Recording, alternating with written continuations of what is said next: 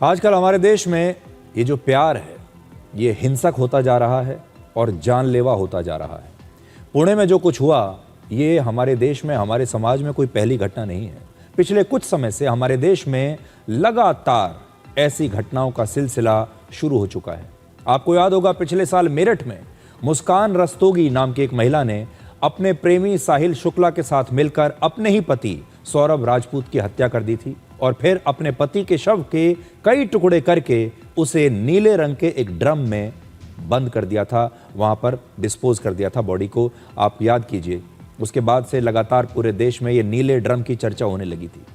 पिछले साल ही इसी तरह इंदौर की सोनम रघुवंशी ने भी अपने प्रेमी के साथ मिलकर हनीमून के दौरान ही अपने पति राजा रघुवंशी की हत्या कर दी थी, क्योंकि वो इस शादी के लिए तैयार नहीं थी और शायद उसकी शादी जबरदस्ती दोनों परिवारों ने कर दी थी। इन दोनों घटनाओं से पहले आपको याद होगा वर्ष 2022 में श्रद्धा वाकर नाम की एक लड़की की हत्या उसके अपने ही बॉयफ्रेंड आफताब ने कर दी थी और उसके शव के भी उसने कई टुकड़े टुकड़े करके जंगल में फेंक दिया था। आपको ये भी याद होगा, ये सारे वो लोग थे जो प्यार के चक्कर में मारे गए, जो रिलेशनशिप में थे। या तो उनके अपने बॉयफ्रेंड ने उन्हें मार दिया या फिर उनकी अपनी पत्नी ने मार दिया, पत्नी या गर्ल उनकी जो मंगेतर थी उसके बॉयफ्रेंड ने मार दिया। हमारे देश में जो लव अफेयर्स होते हैं, जो प्यार के संबंध होते हैं, उनमें हर साल औसतन 1400 लोगों की हत्या कर दी जाती है। ये सिर्फ प्यार के चक्कर में मारे जाते हैं 1500 लोग। किसी भी रिश्ते की नींव भरोसे और सच पर टिकी होती है और अगर कोई लड़की या लड़का शादी नहीं करना चाहता तो उसे ये बात साफ साफ कहने का पूरा अधिकार है। वो अपने माता पिता से बात कर सकता है या जिससे शादी होने वाली है उस लड़के या लड़की के परिवार से बात कर सकता है और इस रिश्ते को बहुत आसानी से तोड़ा जा सकता है, शादी को बहुत आसानी से रोका जा सकता है, किसी भी संबंध को शादी से पहले भी तोड़ा जा सकता है। इसके लिए हत्या करने की आवश्यकता नहीं है। इससे लोगों को दुख जरूर होगा लेकिन किसी की जान तो नहीं जाएगी। लेकिन आज बहुत सारे मामलों में यह देखा जा रहा है कि लोग सच बोलने की बजाय, ईमानदारी से सामने आने की बजाय हिंसा का रास्ता चुन रहे हैं और इस तरह के मामलों में सबसे ज्यादा नुकसान उस व्यक्ति और उसके परिवार का होता है जिसने शायद कोई गलती भी नहीं की होती।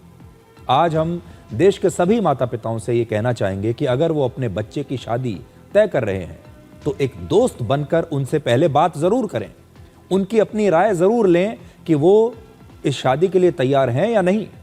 कोई भी फैसला करने से पहले सभी चीजों पर बातचीत अपने बच्चों से आपको जरूर करनी चाहिए। सबसे महत्वपूर्ण बात यह है कि जरूर ये देख लें कि उनके बच्चे किसी दबाव में तो नहीं आ रहे हैं या कुछ छिपा तो नहीं रहे हैं। समाज को भी इस विषय पर गंभीरता से आज सोचने की बहुत जरूरत है।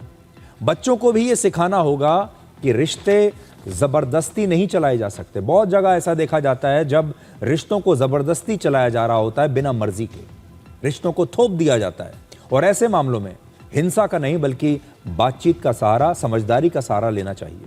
हमेशा याद रखिए, सच बोलना मुश्किल हो सकता है लेकिन हत्या किसी भी चीज का कोई समाधान नहीं हो सकती।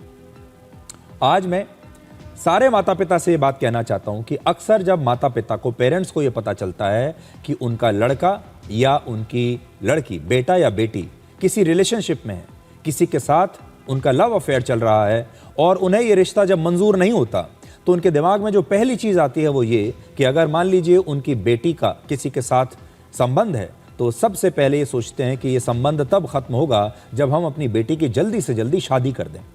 उनको एक ही चीज समझ में आती है कि जल्दी से बच्चों की शादी कर दीजिए, तब उनका ये जो संबंध है, उनका ये जो बॉयफ्रेंड से या गर्लफ्रेंड से संबंध है, ये खत्म हो जाएगा और फिर वो बच्चों की बिना मर्जी के जल्द ही उनकी शादी तय कर देते हैं। और फिर जब जबरदस्ती ये शादी तय की जाती है उसके बाद उसका जो नतीजा है वो ऐसा आता है। इसलिए दबाव में आकर कभी भी अपने बच्चों की उनकी मर्जी के बिना ये शादी आप बिल्कुल तय मत कीजिए। इस पूरी घटना का जो निष्कर्ष है वो यही है। तो हमारे समाज में रिश्तों में हिंसा बढ़ती जा रही है, रिश्तों में असहनशीलता बढ़ती जा रही है और कई बार यह असहनशीलता, ये हिंसा, ये क्रोध हत्या तक चला जाता है और आज हमारे समाज को इसके बारे में ज़रूर सोचना चाहिए। वैसे तो हर रोज़ हम अपने शो की शुरुआत या तो राजनीति से करते हैं, किसी और बड़ी खबर से करते हैं, दुर्घटना से करते हैं, या फिर युद्ध की खबरों से करते हैं। लेकिन इन सारी खबरों के बीच हम ये नहीं देखते कि धीरे धीरे हमारे समाज में कैसे नए खतरनाक बदलाव आते जा रहे हैं, परिवार कैसे धीरे धीरे टूट रहे हैं, और परिवारों के अंदर भी किस प्रकार के रिश्तों के युद्ध शुरू हो चुके हैं, जहां एक दूसरे की जान जा रही है, एक दूसरे का जो चैन है, अमन है, वो खत्म होता जा रहा है।